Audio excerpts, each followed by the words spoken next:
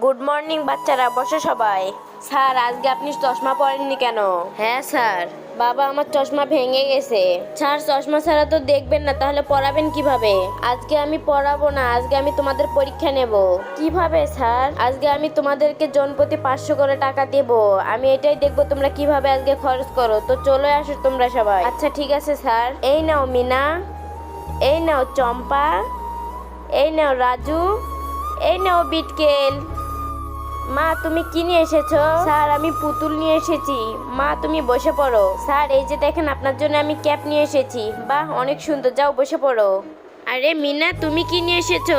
তার আগে গাইস, তোমার কাছে সামান্য কিছু টাকা নাকি মাকে বেশি প্রয়োজন? আমার মতো মাকে যদি বেশি প্রয়োজন হয়, তারা অবশ্যই ভিডিওটিতে লাইক করে চ্যানেলটি সাবস্ক্রাইব করে কমেন্ট বক্সে লাভ ইউ মা লিখে যাও। আসলে আমি দেখতে চাই আপনি টাকা থেকে মাকে কতটা বেশি ভালোবাসেন। স্যার, আপনার তো চশমাটা ভেঙে গেছে, তার জন্য আমি চশমা নিয়ে এসেছি। বাহ, খুব সুন্দর। সবাই মিনার জন্য একটা তালি দাও।